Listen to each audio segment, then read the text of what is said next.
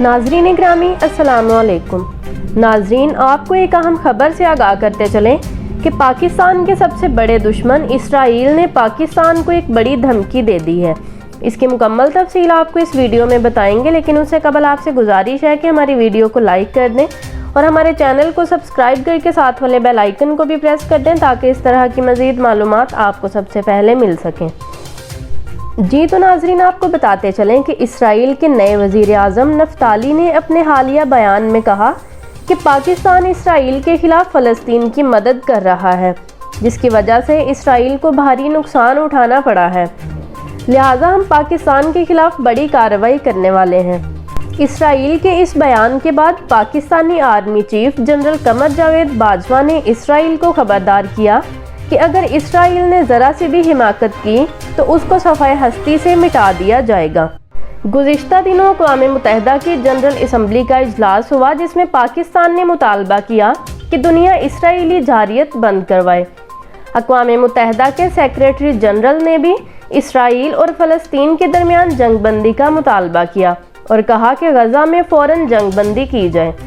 उन्होंने मज़ीद कहा कि मगरबी किनारे में तशद्दुद को रोकना होगा और फ्रीकैन और शहरी आबादी को निशाना बनाने से गुरेज किया जाए।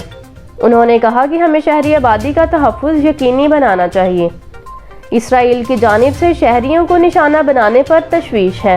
उन्होंने कहा कि गज़ा में शहरियों, ख़ास तौर पर बच्चों की हलाकत तशवीशनाक है।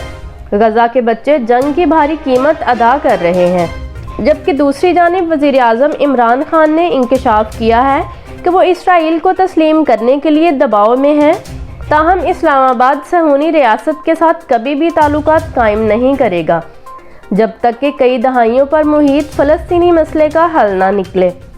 ताहम उन्होंने वाज़िया किया कि इसराइल को तस्लीम करने के बारे में उनका कोई दूसरा ख्याल नहीं है।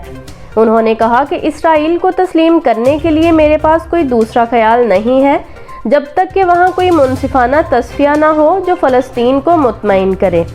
मुल्क के बानी कायद-ए-आज़म मोहम्मद अली जिन्ना का हवाला देते हुए, जिन्होंने बार बार इसराइल को तस्लीम करने से इनकार किया था, वज़ीर आज़म ने कहा कि इस्लामाबाद फ़लस्तीनियों के लिए जिन्ना के नक्शे कदम पर चलता रहेगा।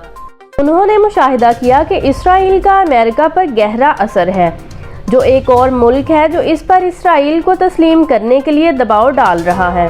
उन्होंने कहा कि दबाव अमेरिका में इसराइल के गहरे असर व रसूख की वजह से है।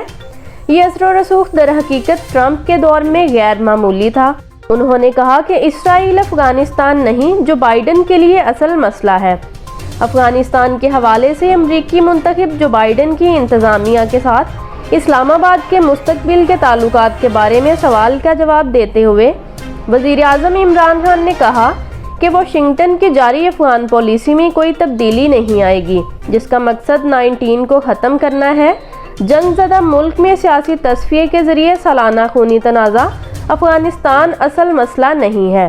उन्होंने कहा कि असल मसला इसराइल है। ये देखना है कि जो बाइडन इससे कैसे निपटता है, चाहे वो ट्रंप की पॉलिसियाँ इसराइल के बारे में तब्दील करे या उनके साथ जारी रखे।